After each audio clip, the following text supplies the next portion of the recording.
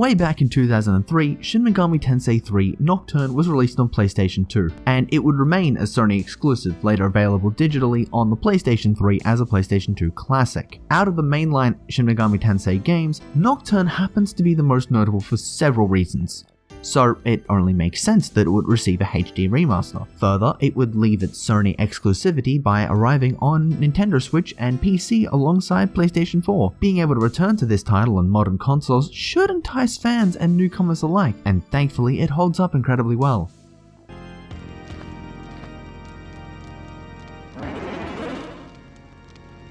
In the Shin Megami Tensei 3 Nocturne HD remaster, players assume the role of a male high school student wearing a bland shorts and a dope jacket as they're on their way to meet up with their teacher and a couple of classmates. As you make your way around the city, you get a bit sidetracked by reports of a series of deaths in the local park. Being the inquisitive teenager you are, you meet a writer for an occultic magazine who tells you about some opposing cults. This detour doesn't last too long and you're at the hospital before you know it. However, aside from your friends, it is eerily void of any other people. Not one to sit around, you go and look for your teacher who invited you all here. That's when the plot is revealed. You find yourself in a basement face to face with a terribly dressed man named Hikawa who tries to kill you with a demon before your teacher steps in. They begin talking about stuff you have no concept of at this point, and you watch the world end on the roof. Just to make things even more strange, a child shoves a demon worm thing into your eye and turns you into a demon. Yes, and all this happens in the first 20 minutes. This end-of-the-world phenomenon is known as the Conception, and it's pretty much the Earth reincarnating itself.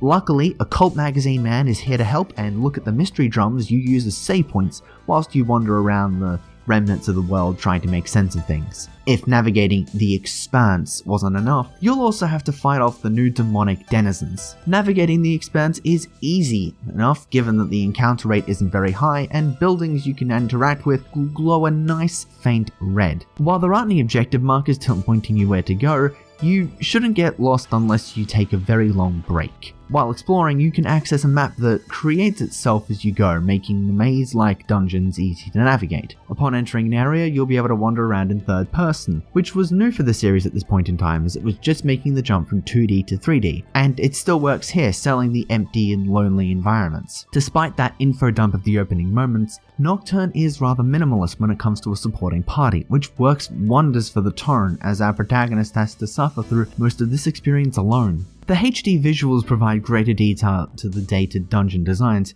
but the layouts work even through a modern eye. I should note that the frame rate is locked to 30 FPS, but this wasn't an issue to me and I don't really see it as an issue at all. The small cast of characters is delightful, and within this remastered version, they are now fully voiced. The performances are fantastic and really add to the drama of later scenes. Raido, or more specifically the talking cat Goto, and Dante, a DLC option, also enjoy the buffs they have from getting voices. The audio is just fantastic in general, as Shoji Meguro did not miss a beat in perfecting that soundtrack for this title back in 2003.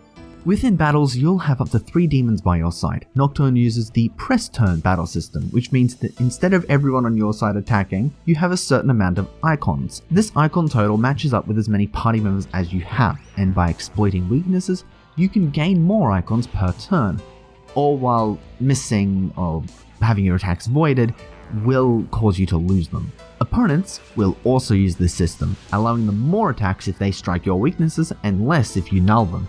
It's enjoyable and rewards players who take the time to prepare and strategize around their fights. And as all future SMT games, since this would build upon the system, you know it's good. There are 2 ways to obtain demons to fill out your party to use in battle. You can negotiate with demons in battle or summon previously obtained demons from the compendium at the Cathedral of Shadows. In negotiation, you'll ask demons to join your party and they'll request marker and items for you to convince them. Those demons won't be able to keep up stat-wise though, as both you and your enemies become stronger, so you'll need to smush them together with fusion to make more powerful demons. New to this remaster is the ability to select which skills you pass through fusion, something the original did not have. It's a quality of life feature that would coincidentally be added in the next release game in the series, Persona 3 in 2006, and be present in all games afterwards. However, this system doesn't come without its flaws. Negotiation is luck-based, and it is awful. Even with the extra negotiation skills to convince demons to join you, it's an arduous process to go through with the only guarantee of decimating your early mid-game money supply. But summoning from the compendium also costs a ludicrous amount of marker. This means you'll rarely be grinding because you aren't strong enough,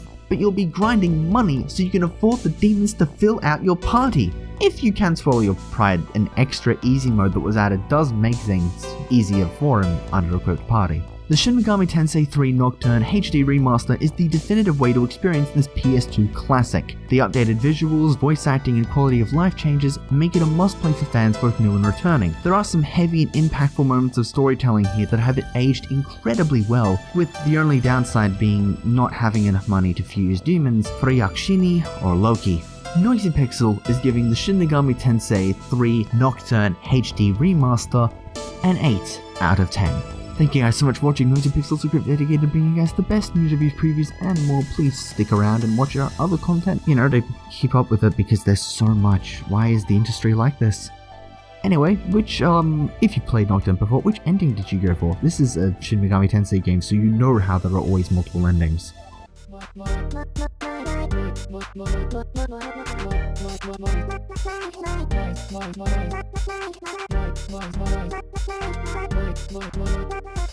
Noisy Pixel.